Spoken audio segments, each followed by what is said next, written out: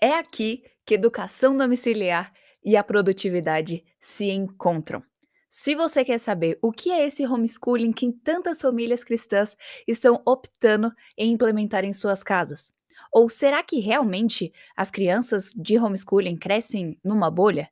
E como que eu posso ser produtiva mesmo em meio a uma correria da vida? Eu vou te falar uma coisa. Esse episódio vai fazer você rir, vai fazer você aprender coisas que você pode nunca ter parado para pensar antes. Então, a gente vai estar conversando com a Bruna Botelho, que também é conhecida nas redes sociais como a mamãe por vocação. A Bruna, ela é professora em vários cursos online, ela é mãe de 5 e faz homeschooling, educação domiciliar com a sua família. E ela vai contar tudo pra gente de como começou, quais foram as motivações, como que ela faz, quais que são algumas objeções que muitas pessoas fazem ao ensino domiciliar e mais pra frente, a gente vai conversar sobre um livro que nós duas amamos, que é o livro Como Posso Me Sentir Produtiva como Mãe, da Esther Angelsman.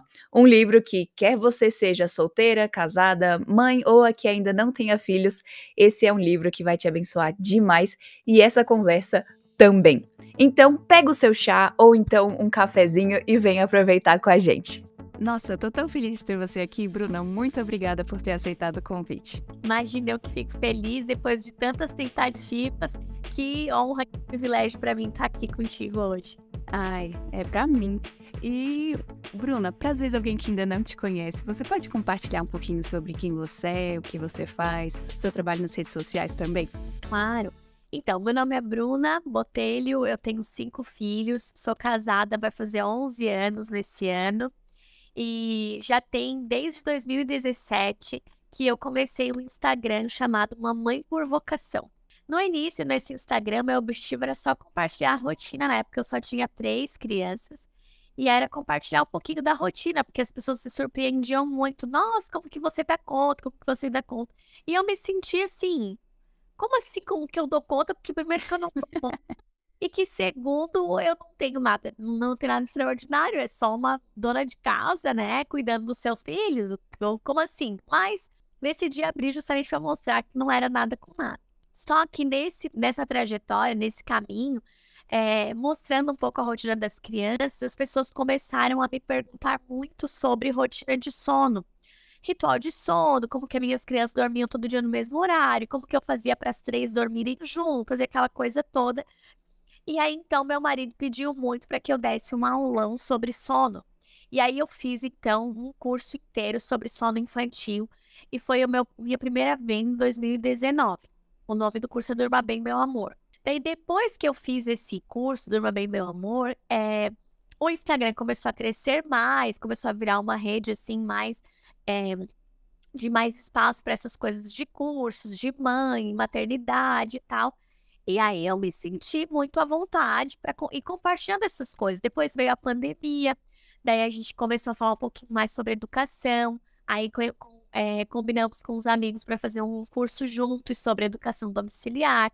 Fizemos o Posso Educar Juntos. Aí depois eu deixei o curso para eles, acabei seguindo por um outro caminho para o Pequenos Leitores e Leitores Fluentes, que são outros cursos que eu tenho na área de pré-alfabetização e alfabetização. E esse é o meu trabalho, assim, né? Virou um trabalho sem querer, sem que fosse um objetivo meu. Nossa, o que que eu quero ser? Ai, quero ser influencer, quero ter cursos. Não quero, nunca quis. Mas o Senhor conduziu dessa forma e eu agradeço muito a Deus, porque através desse trabalho, Deus tem abençoado muito a nossa família, assim, tanto com os aprendizados daqui, quanto financeiramente também virou uma fonte de renda bastante importante para nossa família. Então, agradeço muito a Deus. Eu fico nas redes assim, Rebeca. Tem os momentos de lançamento, que eu tô falando mais sobre os cursos que eu faço, e depois todo Uhum. tempo conversando, mostrando um pouco da rotina das crianças, né? Os estudos deles, as brincadeiras. As pessoas também têm muita curiosidade de uma família grande, muitas crianças, então a gente tá para servir a Deus como der, né? E falando da minha experiência, Bruna, eu acho assim um barato acompanhar você, porque eu acho a coisa mais linda quando você posta, né, no final do ano a lista de leitura das crianças, tudo que eles leram, eu fico assim, ai gente, que lindo. Que coisa linda! É muito gostoso de acompanhar o seu perfil. Então já fica a indicação para todas as meninas que estão assistindo, entra no perfil da Bruna, porque é a coisa mais linda.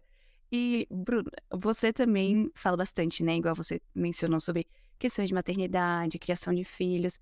E também você mostra a rotina, né? Do homeschooling, do Classical Conversations. Então, você pode compartilhar um pouquinho pra gente do porquê você e sua família optaram por ir nesse caminho do homeschooling?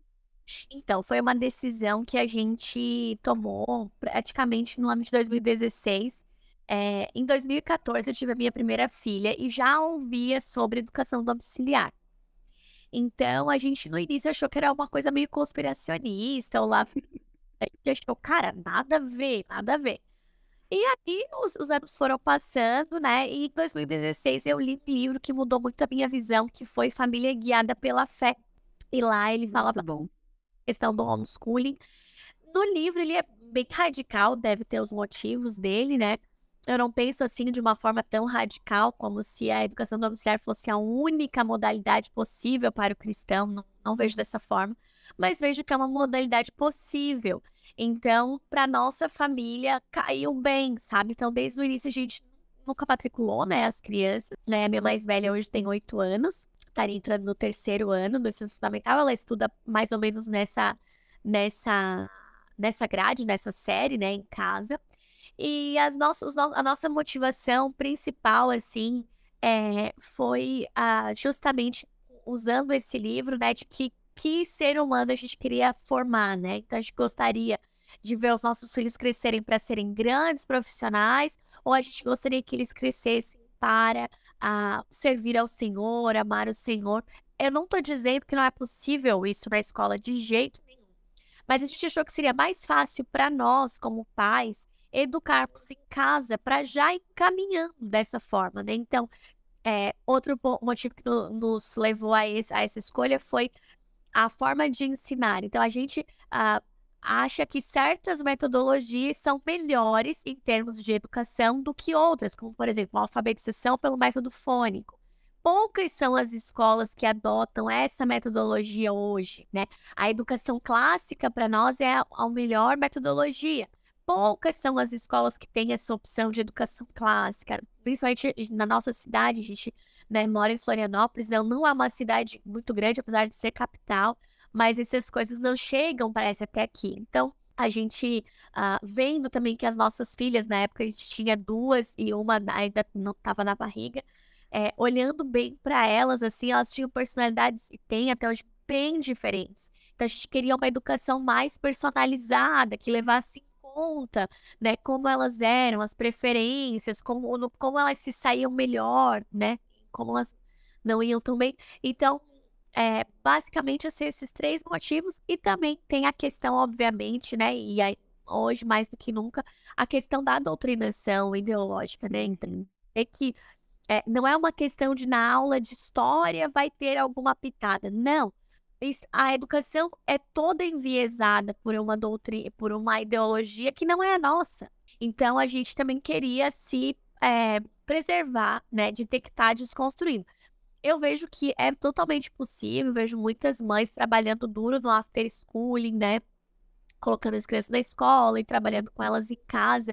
E é jóia, assim, mas a gente não queria ter esse trabalho. Como meu marido há muitos anos já trabalha em home office, então mais um motivo para a gente estar todo mundo unido, trabalhando junto pela educação deles. São as motivações. Uhum. Isso é tão legal, Bruna, porque, assim, no ensino médio eu tive algumas experiências, assim, de ver muito de perto essa questão da doutrinação e toda aquela ânsia de querer passar em vestibular, tudo isso.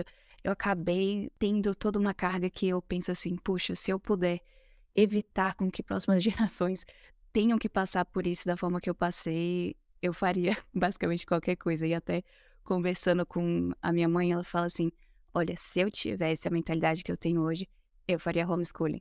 É, exato. Então é maravilhoso ter mães como você mostrando como que é a rotina, mostrando que é uma coisa assim, essa palavra não existe, né? Mas assim, é fazível, tem como você fazer, não é uma coisa impossível que você vai se revirar em 20, não vai conseguir e ponto final. Mas é uma coisa que você consegue e eu adoro como você mostra as rotinas que realmente dá empolgação, né, e esse ânimo para as outras mães tentarem. E, Bruna, uma coisa que sempre acontece quando eu estou conversando com alguém, seja crente, não crente, quando fala de homeschooling, a primeira coisa que eles vêm falar assim, mas e a socialização? Você vai estar criando seus filhos numa bolha. Todo esse tipo de coisa que com certeza você já ouviu muitas vezes. Como que é a sua resposta a isso? Olha, sempre tem essa pergunta, tá? Eu já dei entrevista na TV Cultura, em qualquer lugar que se vá, sempre, se a ninguém, olha, pode observar, Rebeca, as pessoas não estão nem aí, tipo assim, ó, mas o que que vocês estudam em matemática? Qual que é a metodologia da escola? Qual que é o projeto pedagógico? Ninguém quer saber. A pessoa quer saber da socialização, vamos lá.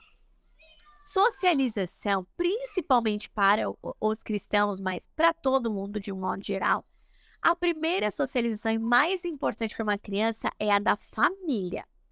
Então, antes da criança ter um amiguinho, ela precisa ter pai e mãe bem presentes. Por que eu tô falando isso, Rebeca? Porque a criança, ela precisa aprender a se relacionar. E na escola, ela vai ter só os pares. Então, assim, por exemplo, tá? O meu filho menorzinho, de 1 aninho, ele tá mordendo as outras crianças. Se ele fosse para uma salinha de 10 amiguinhos de 1 ano e meio, o que que ele aprende? Morder, empurrar, bater. É isso que eles fazem entre eles. Eles não têm, né, eles não têm esse ensino ainda. São duas professoras, a prof e a auxiliar de sala, coitadas, para dar conta dessas crianças todas. Então, ela não vai parar, se abaixar, olhar no olho da criança, conversar com a criança, corrigir. Se precisar ser mais firme, ela não vai dar uma bronca na criança, porque ela não tem nem autoridade para isso. Diferente da mãe, que pode ser bem firme na correção. Não pode, não pode morder, não pode agir assim. E conversar e orar com a criança. E falar. Então, assim, ó, essa socialização, ela é em que qualidade? Primeiro lugar. Segundo lugar, as crianças na escola passam quanto tempo livres para socializar? 15 minutos de recreio? É isso que as pessoas se referem? Porque assim, na escola, geralmente, a mãe deixa a criança atrasada ou bem na hora de começar a aula. A criança entra na sala, senta, a professora começa a falar. Daí, a criança tá sentada ali, quieta, ouvindo a professora. Da hora do recreio, 15 minutos, beleza. Aí ela brinca ali, interage um pouquinho. Acabou a aula, o pai e a mãe já estão na porta esperando a criança levar embora. A não ser que a criança estude no período integral, alguma coisa assim. E volto a dizer, com que qualidade que é essa interação? De que tipo? É muito bom a criança ter amigos? É importantíssimo. Só que olha a diferença quando você vai ajudar o seu filho, você vai ensinar o seu filho a ser amigo de alguém. Então, você vai pro parquinho com a criança, você ensina, não, meu filho, tem que dividir o brinquedo, seu amigo também quer brincar, olha só, vai fazer isso. Ai, não quero isso o quê? Vai dividir o brinquedo sim, e você vai ensinar. Porque você tem autoridade. E a partir dali, a criança vai aprendendo, e ela vai desenvolvendo virtudes e habilidades de relacionamento. Então, não basta você jogar todas as crianças numa sala e dizer que tá socializando. Não tá. É uma ilusão isso, sabe? Então, eu fico feliz de poder. Eu sei que aqui eu posso falar bem abertamente isso, porque muitas vezes tem lugares que a gente nem essas coisas a gente pode explicar. Então, é difícil, né? Mas é exatamente isso. Então, em primeiro lugar, que é um mito. As crianças que estudam em casa se socializam, sim, muito obrigada. E especialmente, se você vê uma criança que estuda em casa, ela fala com qualquer pessoa, de qualquer idade, em qualquer situação. Diferente das crianças da escola, que muitas vezes só falam com outras crianças da mesma idade. Porque se for pequeno, é pirralho. E se for grande, também não fala porque fica com vergonha. As crianças que estudam em casa, como elas são expostas a muitos tipos de pessoas diferentes e os pais estão junto, azeitando essa relação, a minha filha encontra várias vezes aqui, encontra com o zelador, encontra com as pessoas aqui do condomínio e conversa. O que você está fazendo? Daí o zelador fala, eu tô limpando aqui por causa de tal coisa. E tal coisa lá, e não sei o quê. E bota o papo pra frente, ela vai no mercado, conversa com o caixa de supermercado, fala, pergunta. Você não vai dar. Outro dia minha filha foi no caixa de supermercado e falou assim, moça, você não vai dar um desconto pro meu pai? Ele tá construindo uma casa. Já falou tudo. elas se relacionam, elas não têm medo de se relacionar, é o contrário, elas têm coragem, porque para elas é natural se relacionar com qualquer pessoa. Essa socialização da escola ela é muito artificial. Aí vem aquela, porque as crianças de educação domiciliar são criadas numa bolha. Que bolha, meu bem? Na escola, a criança só convive com crianças da mesma idade, da mesma classe social e do mesmo local geográfico. Porque assim, geralmente as mães vão botar no colégio mais perto, que é para não ter o trabalho de ir longe, às vezes pegar trânsito, tudo. Tem outros irmãos que um estudam numa escola, outro estudando na outra. Tua mãe vai levar até naquela escola. Naquela escola, ela vai ficar numa série que tem todas as crianças da mesma idade. E geralmente a mesma classe social. Se não tem dinheiro, vão para a escola pública. Se tem mais, vão para particular. Se tem muito, vai para outra, melhor ainda. E assim vai. Enquanto que a criança de educação domiciliar, ela tem a possibilidade de se relacionar com crianças de várias situações. Se ela faz uma aula extracurricular de uma coisa, ela se relaciona com aquelas crianças daquela aula. Depois ela faz em outro lugar, ela se relaciona com outra. Vai no parquinho, é outra. Vai na igreja, é outra. Então, isso aí é o maior mito que existe é essa da socialização. Deus que me livre, olha. E que é realmente estranho, né, Bruna? Assim, o próprio argumento em si. Porque outra questão também, né, que isso que você mencionou, de estar na sala de aula com crianças da mesma idade e crianças, assim, até o ensino médio, eu diria assim, todo mundo é muito imaturo, faz coisas, às vezes, em grupo, que não faria sozinho. E que, muitas vezes, estando em casa, consegue até se resfriar de arrependimentos que vai ter no futuro. Exatamente. E da criança, às vezes, se transformar, ela acha que ela é aquilo. Ela acha que ela é aquele comportamento de bando porque ela teve aquele comportamento naquele momento. Mas não é assim. Então, os pais conseguem dar mais oportunidades para crianças, conseguem ajudar ela a se colocar no mundo, sabe? Ensinar mesmo a resolver as coisas da forma correta. Até mesmo a gente, como cristãos, né? De ensinar a criança como Jesus ensinou a Mateus 18, se alguém pecar contra ti, tu vai lá, tu conversa. Então, o pai pode dizer, a criança fez, ela não precisa se defender sozinha, porque ela não tá na selva sozinha. Ela tá com o pai, e a criança vem trazer uma queixa, o pai pode instruir, meu filho, você já falou com esse seu amigo? Fala com ele. Então, o pai conhece o amigo, o pai conhece o pai do amigo, certo? Então, ele vai poder dar uma organizada nisso. Vai lá, vai ver a criança, vai se a criança consegue se resolver, consegue pedir perdão, ou consegue perdoar. E assim a própria criança vai crescendo, vai ficando mais madura e vendo como são os relacionamentos de verdade. Que não é uma falsidade. Como você falou, eu também vivi a mesma coisa. Uma falsidade, às vezes é duas caras, a criança quer agradar na escola, né? Não quer falar mal da família na escola. Às vezes a própria professora fala mal da família da criança na escola. Aqueles crentes, aqueles esquisitos. Não, a mãe dela falou que não pode dançar essa música da Anitta. Sabe? Então, é esse tipo de coisa. Daí a criança não quer ser a ridícula. Então, ela vai se comportar como as outras na escola para agradar a professora que ela gosta, né? Que ela tem alta conta, porque professores, né? Geralmente a gente tem esse Tem uma inspiração. Tem. Então, enfim, a gente já começa a entrar em outros temas.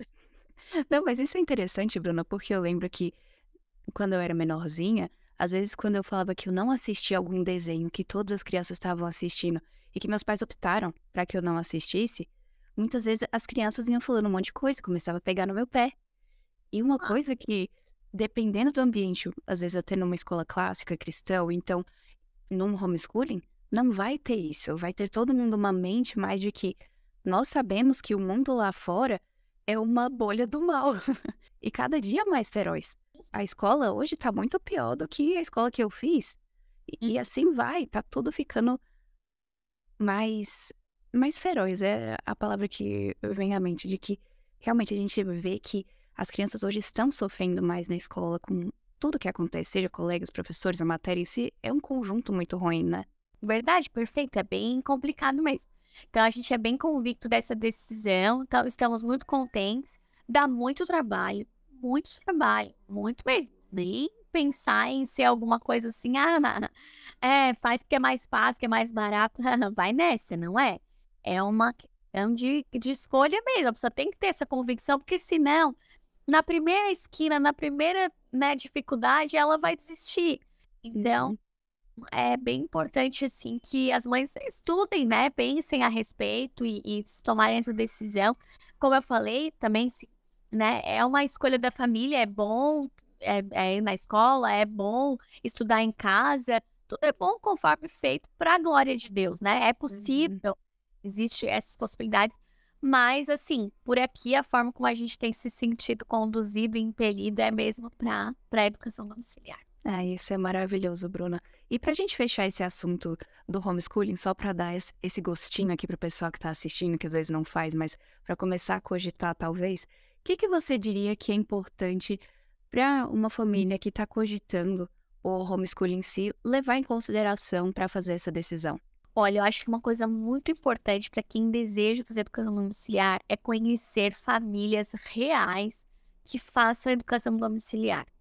Isso foi o que mudou muito para nós, porque a gente tinha vários preconceitos, várias ideias de como era, que as crianças eram esquisitas, que viviam, né, não sabia socializar, que viviam numa bolha, que eram excessivamente, tipo assim, os intelectuais. E aí a gente começou a caminhar, porque na nossa igreja, que a gente congrega hoje, muitas famílias fazem educação domiciliar. E na época a gente estava vindo pra cá e tal, começou a conviver mais sobre isso. Foi o que mudou, porque daí você vê que as crianças não são esquisitas, que as crianças não são super intelectuais, mas são crianças absolutamente normais, são estudiosas, têm uns interesses diferentes, ok? Mas não que sejam, né, algo de extraordinário. Então, acho que um ponto importante é esse. Primeiro, né, caminhar com famílias que fazem educação domiciliar para ver de perto, assim, porque às vezes a gente, né, forma uma ideia na nossa cabeça pelo que a gente vê nas redes sociais ou nos livros que a gente lê, e na teoria, na prática, às vezes pode ter essa diferença, né? Outra coisa que eu acho bem importante é os pais realmente estudarem um pouco mais sobre a educação domiciliar, sabe? Ah, eu quero fazer isso, então vou estudar um pouquinho sobre isso. Tem vários livretinhos, assim, livros fininhos, a opção pelo homeschooling, educação clássica e educação domiciliar, ferramentas perdidas da aprendizagem. Livros assim, claro, tem os mais conspiracionistas, assim, tipo, emborrecimento programado, que daí vai te dar uma chacoalhada, né? Mas tentar estudar um pouco mais essas coisas do homeschooling para entender um pouco. Porque às vezes também o pai, a mãe pode estar na cabeça achando que é uma coisa e é diferente, né? Então, às vezes é diferente. Então, e essa perseverança, assim, né? Eu acho fundamental para qualquer coisa na vida que a gente deseja, a gente precisa perseverar. Às vezes, o primeiro ano de educação domiciliar da pessoa pode ser muito difícil e todos os outros serem bem mais tranquilos, né? Porque às vezes a pessoa tá saindo, tirando a criança da escola, e isso vai causar um impacto muito grande na rotina familiar. Às vezes a mãe tá saindo do trabalho, né, largando a sua profissão, e o filho tá saindo da escola, os dois se encontram em casa, e aí vai ter uma série de adaptação para ser feita. Então, perseverar é fundamental. Não quer dizer que a primeira rotina que você criar, que a primeiro quadro de horários que você criar para estudos vai dar certo.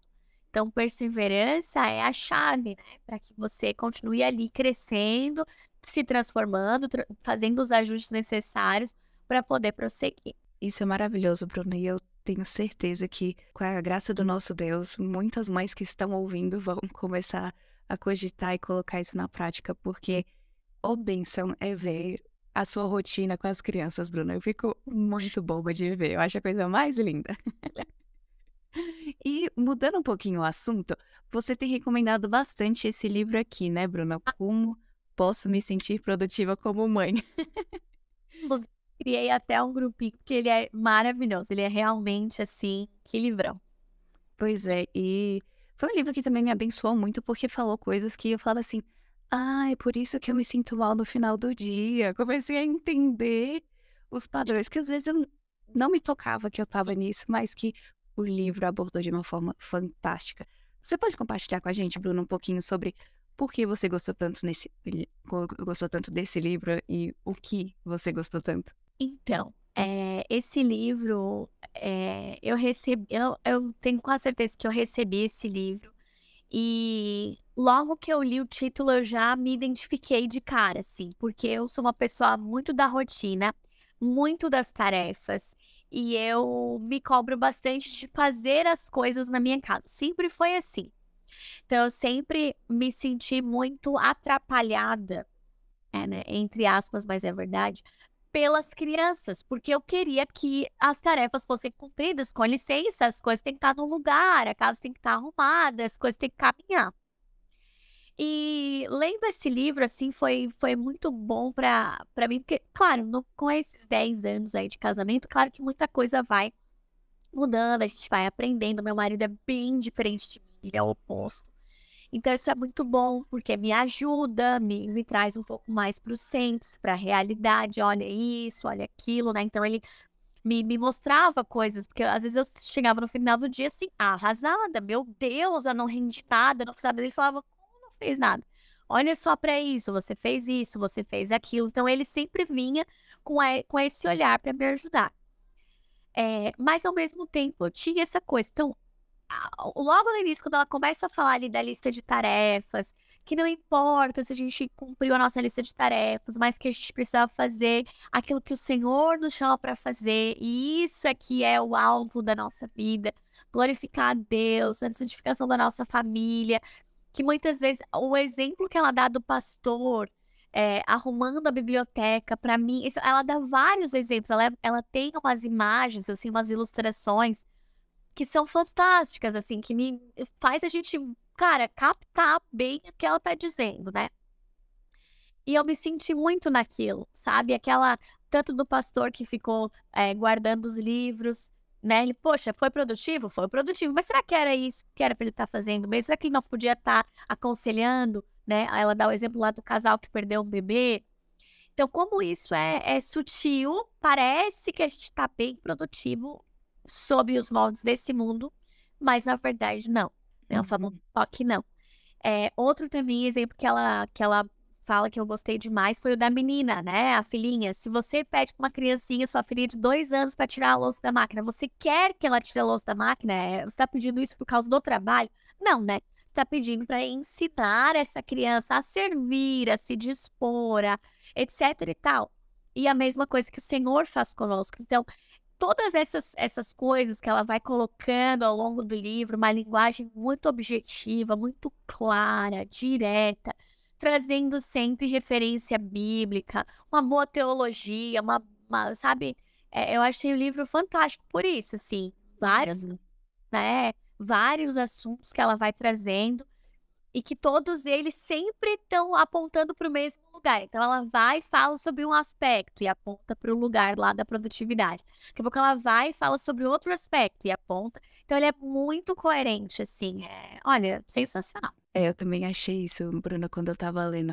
E eu aposto que algumas das pessoas que estão ouvindo ficaram curiosos para saber um pouquinho mais sobre o conteúdo. E, óbvio, o link vai estar na descrição. Mas, Bruna, o que que você diria, pode ser assim até um resumo, de como uma mãe ela pode se sentir produtiva, mesmo que ela não consiga fazer tudo o que estava na lista de tarefas no final do dia? Bom, então assim, ó, a primeira coisa é que realmente há que se dizer que uma mãe precisa fazer coisas. A gente não pode, achar que a vida materna, ela vai ser só a gente não conseguir trocar o pijama, por exemplo, né. Eu já ouvi, cansei de ouvir as mães falando isso como se fosse a coisa mais natural do mundo. "Nossa, o dia começou e terminou e, assim, eu nem consegui tirar o pijama, nem consegui fazer nada da minha vida". Calma, não é isso que o livro tá falando, não é isso que a gente vai advogar de forma nenhuma, né. Então existe sim uma lista de tarefas, claro, óbvio, não precisa ser necessariamente uma lista física, mas no geral as mães têm lá os seus trabalhos a fazer, a casa para limpar, roupas para dar conta, as crianças para levar na escola, ensinar em casa. Existem, né, as demandas da vida comum, né. Mas no livro ela fala que essa sensação de produtividade nossa não deve vir, desculpa, as crianças estão brincando. Mas a sensação de produtividade de uma mãe não deve vir do cumprimento dessas tarefas. Não quer dizer que essas tarefas não devam existir. É que o cumprimento delas é que não deve ser o motivo da satisfação e da sensação de produtividade. Ela usa um exemplo de Adão, né? que Adão, quando faz todo o trabalho que Deus dá para ele, a satisfação não é porque ele fez o trabalho, é porque ele obedeceu a Deus. Isso é que traz satisfação, que deveria satisfazer a nossa alma no Senhor, né? A gente pensar, puxa, hoje eu fui diligente com o Senhor, gostaria que eu fosse, hoje eu fiz para Deus. Claro, às vezes você não conseguiu terminar de lavar a louça, mas você deu atenção para uma criança que precisava, você corrigiu alguma criança, você ensinou, você abraçou, uma criança ficou doente, você ficou com ela no colo, cuidou da doença dela, poxa, então você está cuidando dessa criança. Não é só uma questão de mudança de serviço também, tipo assim, então não é que é para eu fazer o serviço da casa, é para eu fazer o serviço das crianças e isso vai me tornar produtiva como mãe. Não é isso também. A questão da produtividade é uma questão do coração. Deus quer que a gente trabalhe com diligência no nosso lar para a glória dele. É isso que a gente tem que fazer. E às vezes vai ser a gente fazer 2 bolos, uma panelada de feijão, um monte de arroz para congelar e tal e coisa. Beleza, joia. Às vezes vai ser a casa ficar daquele jeito, assim, meio a meio, mas a gente conseguir conversar bastante com o filho, dar uma atenção para ele, às vezes dar uma atenção para o nosso marido, que precisava de uma ajuda no trabalho dele. Então, para tudo Deus vai conduzindo, né, a gente na nossa vida, e o principal é essa questão do coração. Se fosse, ai, quem dera, né? Se fosse assim, ó, faça isso que você vai ser produtiva. 10 passos para a produtividade. Primeiro, você tome banho frio. Segundo, você tem despertador e acorde tal hora. Terceiro, gente, se fosse assim, ia ser facílimo, mas não é, é o coração. Sempre com o Senhor é o nosso coração, é a nossa motivação, é aquilo que está lá dentro, é o Deus que a gente adora, é o Deus que a gente serve.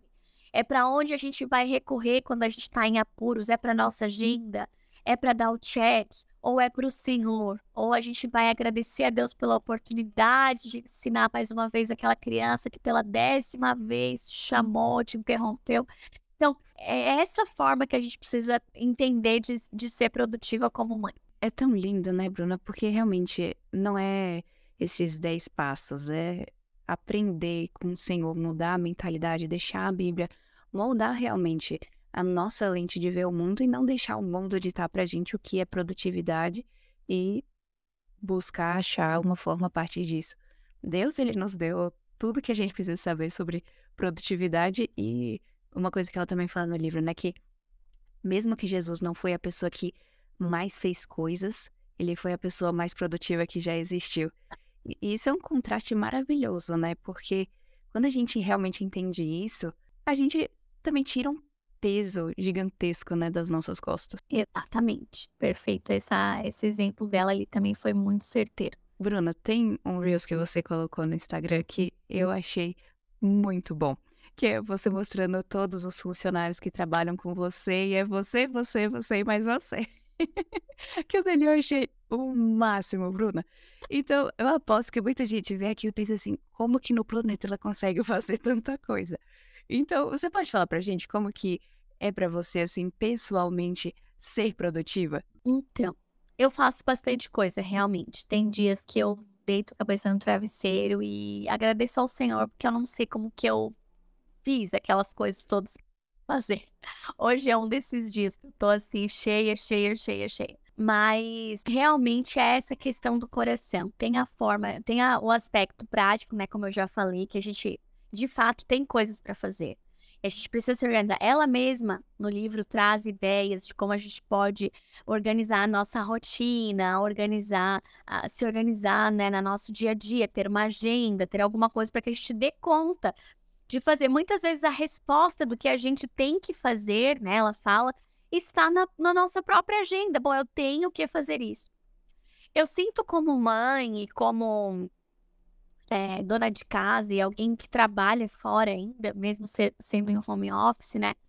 Eu me sinto exatamente nesse lugar que ela fala. Eu tenho uma agenda, né, entre aspas, bem amarrada, assim, e eu não tenho muita saída do que eu vou fazer. Eu tenho que fazer exatamente aquilo que tá ali, porque já tá na sequência ali, né? Então, Eu acho que, em primeiro lugar, as mães precisam ter uma rotina, precisam ter uma consistência, né, de ações mesmo práticas, da vida prática, do que fazer. Então, eu vejo que muitas mães reclamam para mim que elas se perdem nas redes sociais, se perdem em conversas, às vezes sai por aí, vai conversar com mais, conversa com o outro. E é gostoso a gente às vezes estar no parquinho conversando, tá? Mas tem muito serviço para ser feito. A Nancy Wilson pega muito pesado com isso no livro Fruto de Suas Mãos, que ela fala: como assim? A pessoa veio a pessoa foi na casa dela e perguntou como é que ela conseguia ter a casa em ordem e os filhos limpos. Ela fala: trabalhando, eu trabalho da hora que o sol nasce até a hora que ele se põe. E óbvio que isso dá muito trabalho, né? Então, assim, eu me sinto produtiva fazendo o meu dever. Eu tenho meu trabalho a fazer e eu cumprindo esse trabalho que eu tenho para fazer, é claro que isso traz uma sensação de produtividade. Nem sempre sai como, né, como eu digo, nem sempre eu consigo fazer as coisas. Hoje, na verdade, tem desde o meu quarto filho que eu tenho uma pessoa para me ajudar. O meu quarto filho tem 3 anos. Então, já tem 3 anos que eu tenho alguém em casa para me ajudar com o serviço da casa, para lavar roupa, para arrumar. É claro que com 5 crianças, fazendo educação domiciliar e passando o dia todo em casa, sobra muito, muito serviço ainda, né, para ser feito. Então, eu vou fazendo o serviço da casa na medida que dá. E várias vezes a coisa sai do trilho, porque são 5 crianças para instruir, para corrigir, para ajudar, para, sabe, dar amor, dar carinho, orar junto e equilibrar tudo isso, né? Então, eu vejo que o Senhor vai dando graça e satisfação na medida que Ele vai me humilhando e me mostrando que eu não vou dar conta. Então, isso é uma coisa muito particular minha, né? É claro que cada mãe vai sentir aí como é que Deus vai mostrando essa questão da produtividade, da sensação de produtividade. Tem mulheres que realmente vão se sentir muito mais impelidas ao trabalho porque estão com muita preguiça ou não fazem o que deveriam fazer. Eu digo isso baseado até numa enquete recente que eu fiz no meu Instagram. E muitas mulheres, muitas mais do que eu esperava, responderam que a preguiça é uma das coisas que mais impede, mais atrapalha na educação dos filhos. Então, eu fico pensando nesse pêndulo. A Martha Peace também fala muito disso. A mulher que é super, quer fazer tudo, dar conta de tudo, e a mulher que acaba sendo, né, procrastinadora, preguiçosa, não faz. Então, eu vejo que Deus, no meu caso, né, vai me humilhando. Cada vez que eu não dou conta de fazer as coisas, cada vez que vão ficando coisas para trás, Ele vai dizendo: a minha graça te basta. O que eu quero é isso. O que eu quero que você faça é isso, é estar fazendo a minha vontade na hora que precisa. Essa criança precisa mais de você do que aquela pilha de livro que você tem que guardar. E assim as coisas vão acontecendo, né? Então, não sei se eu respondi a tua pergunta. Não, foi perfeito. É bem Exatamente difícil, isso. como eu falei, é uma questão do coração. Então, para cada um, o Senhor tem para tratar, né? E na minha vida tem sido isso, assim, é humilhante. Para mim, esse, né, o livro da Incomparável, da Jane Wilkin, também me ajudou muito a ver isso, né? A gente não é Deus. A gente não vai ter os atributos que o Senhor tem. E isso é ótimo, é assim que Deus fez, né? A gente é criatura, a gente não vai conseguir. Então, essa sensação de produtividade não vai vir porque a gente faz todo o trabalho. Essa sensação de produtividade vai vir porque a gente está diante de Deus com aqueles 5 pães e 2 peixinhos, oferecido humildemente ao Senhor e pedindo para Ele multiplicar, né? E não a gente. Exatamente. E é muito bom, Bruna, para todas nós estarmos ouvindo assim experiências de outras pessoas, porque nos ajuda a ver também onde a gente está falhando. Por exemplo, eu demorei um pouco a, às vezes, conseguir entender essa questão do livro que ela ensina de não precisar ter dado checkzinho em todas as coisas para ser produtivo.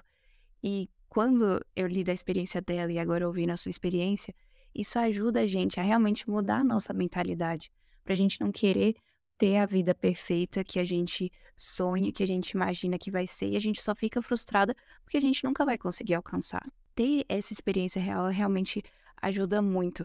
E uma coisa também que a autora fala no livro é a questão de que a maternidade e a verdadeira produtividade dentro da maternidade é levar salvação e santificação à família, aos filhos.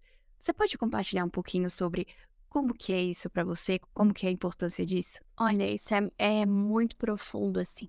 É esse chamado que a gente tem de estar diante de almas eternas que o Senhor nos confia, é muita responsabilidade, né. Então, a gente fala em missões, fala na igreja de Cristo ganhar o mundo e se expandir, e como isso é bonito, só que dentro da nossa casa, a gente tem ali as primeiras pessoas para quem a gente tem que pregar o evangelho. Para nós, porque as crianças começam a observar tudo que a gente faz. Então, eu adoro uma fala da Simone Quaresma que ela diz o seguinte: quando você tem filhos, ou você vira crente de verdade, ou abandona. Porque assim, fingir que é crente com criança em casa, nem pensar. Não vai colar. Não vai colar pra criança e ainda periga dela te expor pra todo mundo. "Ah, mamãe, você falou que mentir não tem problema." Gente, sério, é cada saia justa. Então, assim, não existe país de conta que é crente. Então, em primeiro lugar, essa questão da salvação e santificação, né, da nossa família. A nossa primeiro. Então, um momento ali que você tem que realmente estar buscando ao Senhor de coração, buscando mesmo a Deus e se aproximando do Senhor. Segundo, porque sem isso você não consegue nem fazer aquela educação basiquinha, assim, aquela boas maneiras, um estudo da escola. Mesmo para fazer essas coisas é muito difícil sem o Senhor, assim, olha, é bem difícil, porque vão surgir dessas ações cotidianas muitos pecados. Pecados seus, pecado da criança, e isso vai trazendo uma incomodação. E aí, claro, qual que é o Deus desse mundo hoje? É a ciência. Hoje as mães correm para a ciência. Ah, é porque tem uma doença, é porque tem um transtorno, é porque tem não sei o que, não sei o que. Vamos tratar com as coisas que a ciência dispõe. Então, isso vai afastando cada vez mais as famílias do Senhor, ao invés de a gente estar ali, não, bom, pera, eu preciso buscar a Deus porque eu preciso estar apta para ensinar meu filho, eu preciso tratar os pecados do meu filho, eu preciso tratar os meus pecados.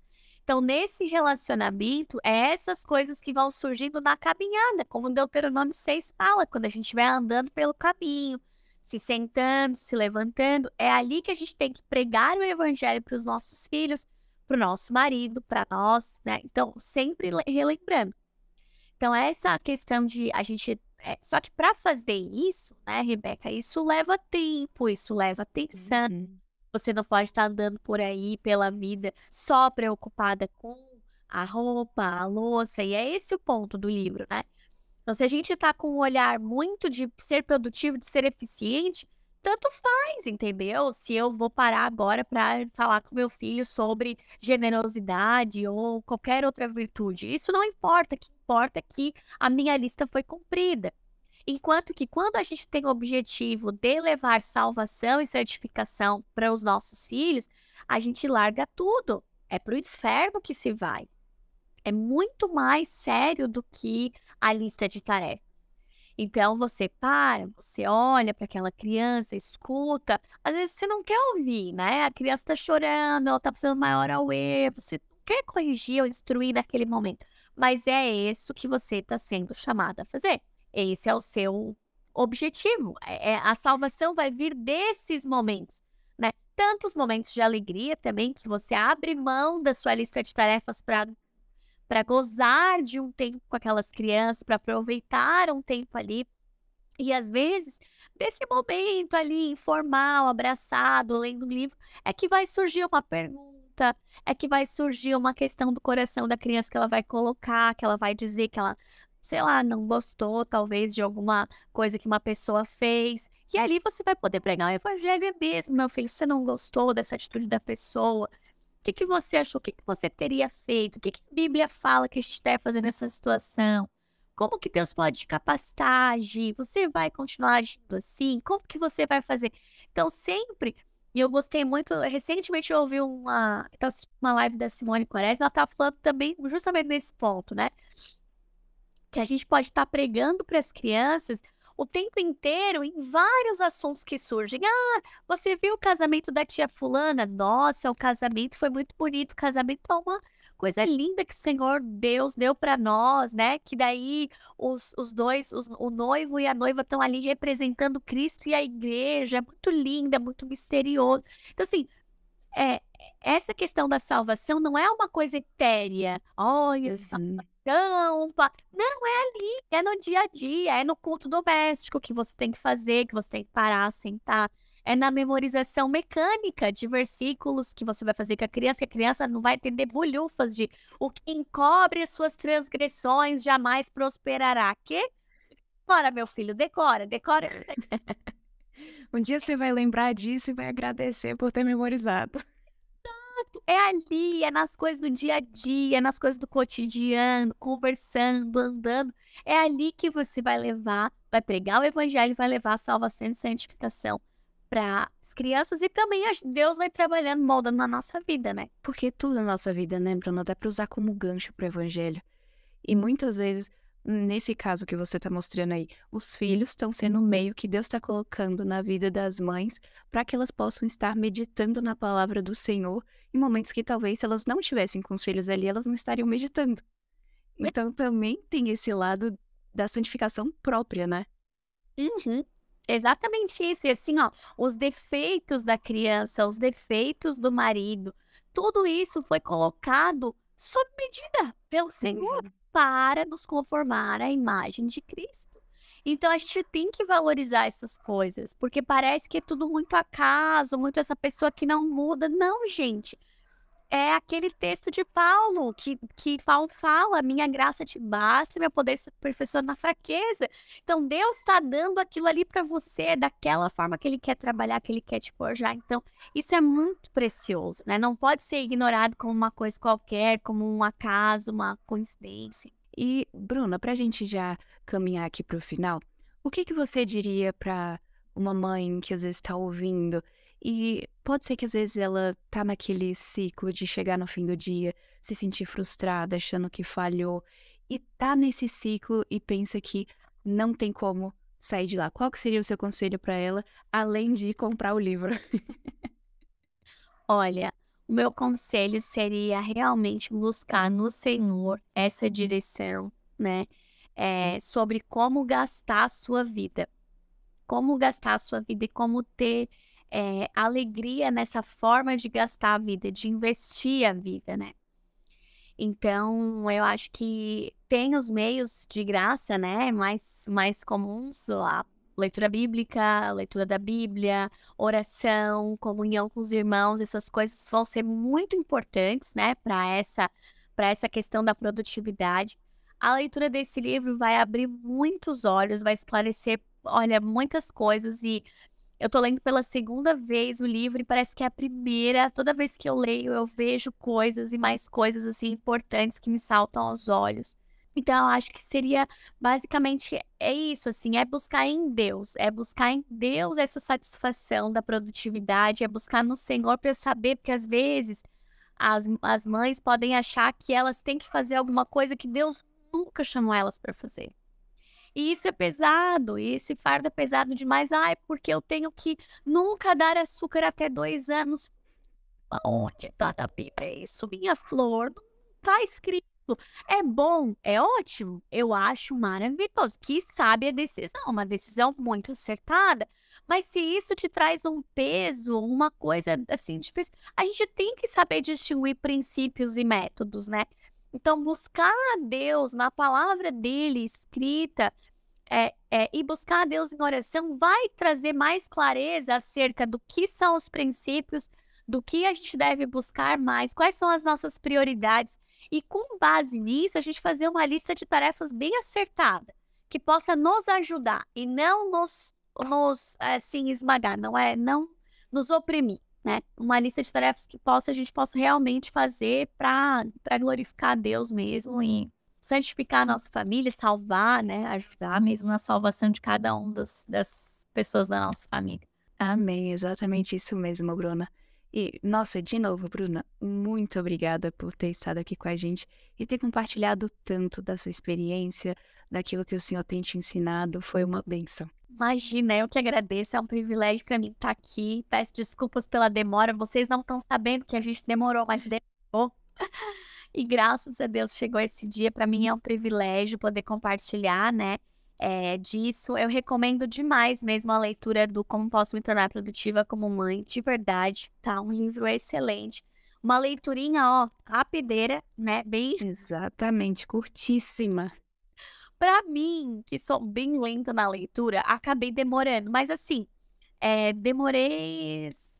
Nem foi tanto tempo assim, deve ter sido assim umas 3, 4 semanas. Mas saiu, né? Então assim, É isso que vale.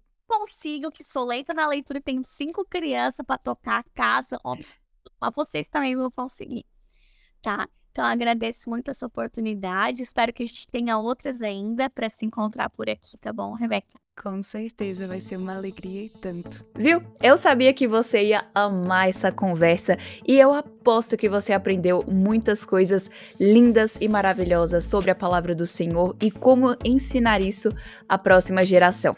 Então, não esquece de dar o seu like, o seu comentário, de se inscrever aqui no canal para você não perder nenhum dos próximos episódios e sempre ser notificada para saber assim que eles lançarem.